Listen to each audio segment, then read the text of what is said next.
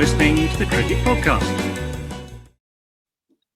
Hello everyone and welcome back to the Cricket Podcast, where I'm going to give you a final reminder to vote Cricket Podcast. You need to head over to sportssocialpodcast.com or just Google that. That's easier. I like to use search engines. Find the Cricket Podcast category. Vote for the Cricket Podcast. None of the other, I think, 9 candidates. They're all, some of them are pretty good actually, but they're not as good as us. Vote for us. You have to do that on a desktop because it's not the most not mobile optimized of all time. Yeah, not mobile optimized, which is a problem for us with 90% of our listeners coming on a mobile device. But it's always against us. I think they might have fixed it. I tell you what, if you look at the demographic of our audience and the demographic of Zero Ducks Given, no offense to Daniel Norcross, but I bet more desktop users in the Daniel Norcross podcast category. I'm just going to say that. Like, I don't feel that the people listening to Zero Ducks Given are as mobile savvy as our listeners. That's fair to say. I think that's fair to say. It's just I'm just saying things here. I hope we cut that bit up and just put it on our Twitter and send it to them. That's a good idea. Actually. That's a short. we should start a slanging match. That's a good way to drum up some whatever it is, some interest in us. Vote Cricket Podcast, Sports Podcast Awards. Right, let's talk about. So there's, I don't know how we want to do this. There are about 50,000 categories. We're going to talk ICC Cricket Awards, which is what's happened. The ICC have announced 4 cricket players for 10 different awards. I am going to propose, gentlemen, that we do not cover each award in laborious detail, but maybe we skim through some and dip in where we're a little bit more interested. I've already edited out the emerging cricketers. Ravindra was in one of the 2 categories. He was top of the list, so good luck to him. Hopefully he wins. He was quite good. And we're going to dive straight into T20. It was a really important year for T20 cricket, obviously. And here's my first problem with this award. Anyone else want to speak? No, really quite enjoying this. Yeah. Here's my problem with the T20 award in particular. Like, it only factors in international cricket. And there really wasn't any meaningful T20 international cricket. So why have we got an award for this? Either have it for all of the T20 cricket or don't have it. Is my argument. Anyway, here are the people that have been nominated: Suryakumar Yadav, Sikandar Raza, Alpesh Ramjani, and Mark Chapman. The only interesting one there is Alpesh Ramjani, and I think we all back him to win this award because that would be good. Max, who is he really quickly? And he's a slow left armer who plays for Uganda. Uganda obviously famously qualified for the T20 World Cup this year, first time ever. So that's amazing for them. Uganda be killing me. Oh, I'll keep your puns to you. Yeah. Shut up. Sorry. Come anyway, on. He in 2023 he took 50 wickets at an average of 8.5 and an economy rate of 4.72. Now, yes, most of these games were against Uganda.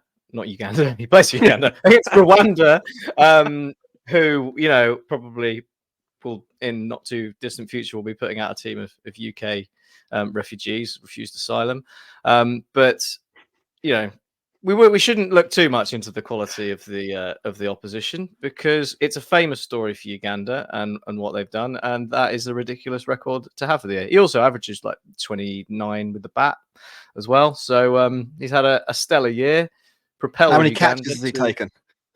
It says on there, doesn't it? He's taken 5 catches as well. He's taken 5 catches. So yeah, we're all pro Ramjani. And come on, Alpesh, vote Ramjani, vote Cricket Podcast. That's your ticket at the ballot this year. There's about 100 general elections, isn't there, in the world this year? But the 2 most important ones are voting for the Cricket Podcast in the Sports Podcast Awards and Alpesh Ramjani for T20 International Men's Player of the Year. On the women's side, we've got Hayley Matthews, Elise Perry, Sophie Ecclestone, and Chamari Atapatu.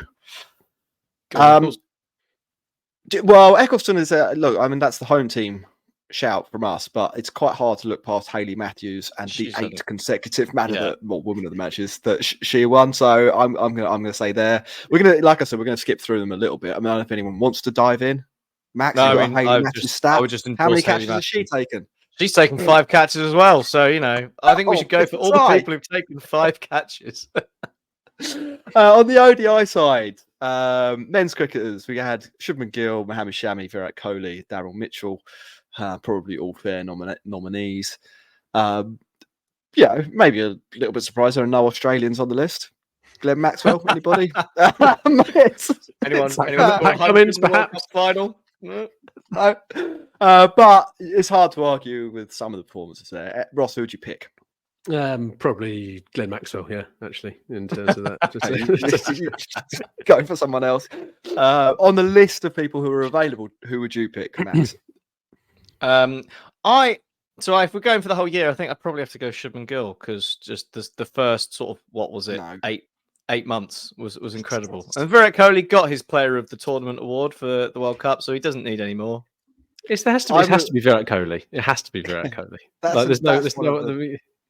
That's Shubman Gill took twice as many catches as Virat Kohli. He also got dengue fever and missed out on absolutely pillaging on the big World Cup. boy, World Cup runs. Yeah, let's be honest, in ODIs count at least 5 times. Okay, is that the exchange rate? I wasn't aware. I think so. Versus bilateral stuff. Yeah. So yeah, well done, Virat. He had a good year. On the women's side, we had Ash Gardner, Chamari Atapatu, Nat Siva-Brunt, and Amelia Kerr. Ross, you can make a selection there. And obviously going to be England focused. So Nat Siva-Brunt is she's absolutely brilliant. And every single time that England don't play her, they seemingly lose. And every time she does play, they win. So there's a big thing there. And I think some of her performances this year have been pretty astounding. And she's England's best batter by quite a distance, I think. I like the next category, men's Test cricketer of the year. Because where I've ripped this from, I just copied this from Sky Sports, so I'll give them credit for this. They're the only people with a practicable list. First player on their list, Ravichandran Ashwin, in brackets, New Zealand. Famous Kiwi spinner. They got the rest of them right. Travis Head, Australia, is from Khawaja, Australia, and Joe Root, England. But someone's messed up there. A bit of an Ashes flavour to that, Max, isn't there? These are the awards that I'm more interested in, to be honest. The Test cricketer of the award, because Test cricket, this is the preserve of the international game. This is actually an award worth winning, and a relevant award, more importantly, at least on the men's side of the game. Obviously, what were your thoughts on the nominees, but also who would you vote for? Yeah, interesting. I mean, I'm quite interested that Ashwin's the one they've gone for in terms of the Indian representative. I mean, obviously, the start of the year and the Australia series class, and he's ended up with a pretty good record off the back of that. But you got a side that then went to the World Test Championship final, and they didn't even pick him for that. So I found the Ashwin pick quite interesting.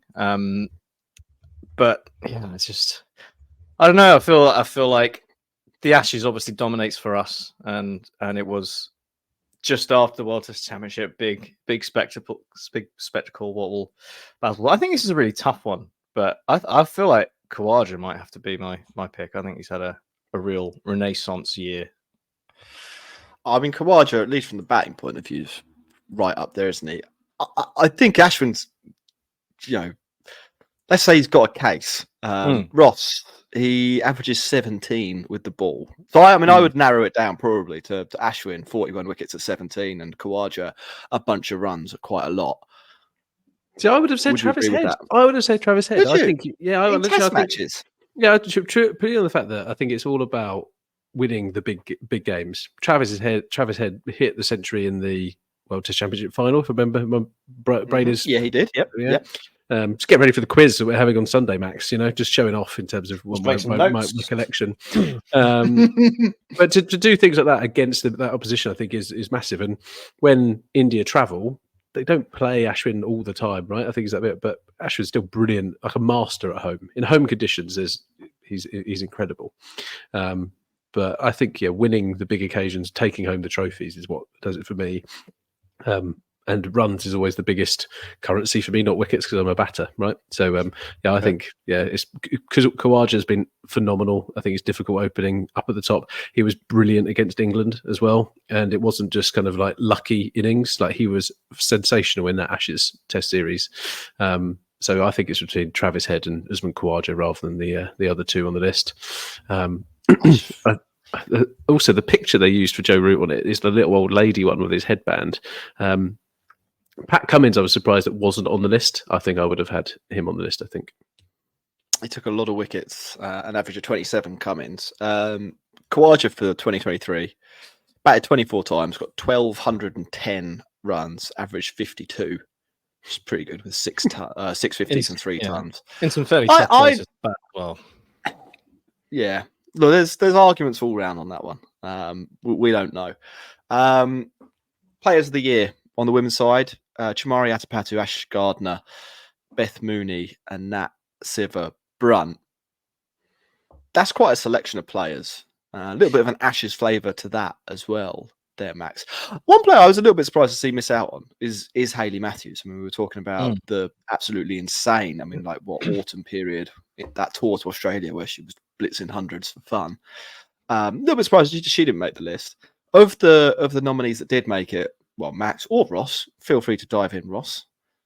Who would you select? Well, for me, it's probably the same as the ODI one. It's between Ash Gardner and Nat Siva Brunt. I mean, Nat Siva Brunt had that run of hundreds against Australia, and she has been phenomenal for England.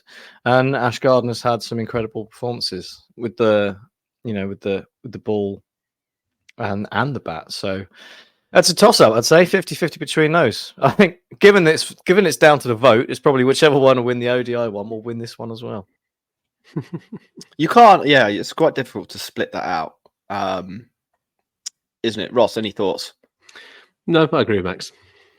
All right, fair enough. And then we'll get to the men's nominations for Player of the Year. We had Travis Head, Australia, Virat Kohli, New Zealand, Ravindra Jadeja, New Zealand, and Pat Cummins, Australia.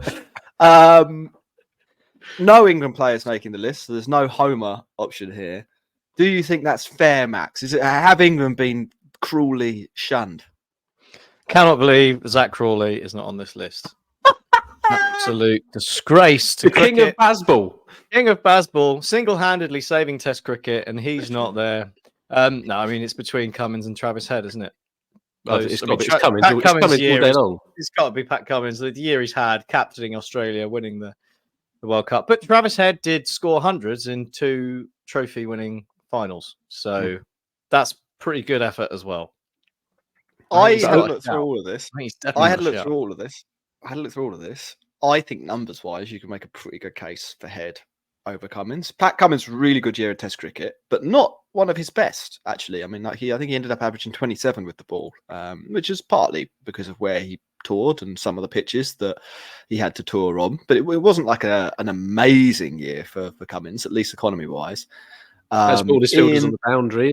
So. Yeah. In ODI cricket, his bowling average was in the 30s. So again, like not stunning. He did, he had like a bit of a knack, didn't he, for taking really important wickets in that World Cup. And as I said, World Cup performances count 5 times versus any bilateral white ball performances. So maybe we need to factor that in. But Travis Head, solid performances in Test cricket, average in the 40s. I think he averaged in the 50s in ODIs. When he had a chance in T20 cricket, he went absolutely bananas as well. Some pretty nice strike rates in there, and 2 centuries in the 2 finals that Australia played. It's a pretty good year for Travis Head. I mean, like I as in terms of cricket performances, I'd probably go with Head.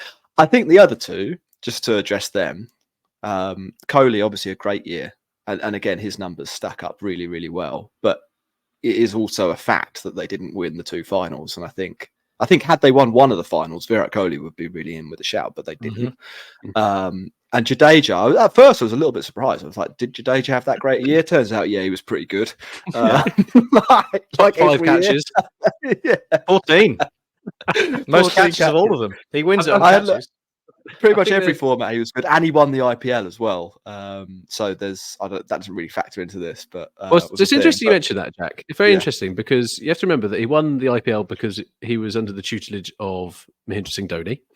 Travis Yeah. Head, if we apply the same logic and the same thing that India fans apply, that you have to praise the person in charge, Travis Head only hit those runs because Pat Cummins enabled him to. Fair So point. that's- So it must so be that's- must be the cam dog. Must That's- be the I cam thi- dog. I think so. Yeah, I don't hate that. Certainly, he's sort of been, I would say, the main figure in cricket this year. Even Well, he if had hasn't the been tenth in the best. Boxing Day test as well. That was just the 2023 side of things. So He would have thrown away a 2-0 Ashes lead though to lose 3-2 if it wasn't for some rain. Let's put that into Yeah, but perspective then as this well. Like, that happens. But then again, I mean, this sort of goes to why Kohli doesn't win it, because he didn't win either of the finals. Like Pat Cummins, he would have done, but he didn't. yeah. Yeah. So the cricket podcast is saying it's Travis Head. I'm happy with Travis Head. I reckon. I think fair play. No, I think your logic on Dhoni has convinced me, so I'm changing my vote to Cummins. Max, you've got the deciding call here. no, it's been a memorable year for Travis Head, and that's Okay, right. that's what I'm going with.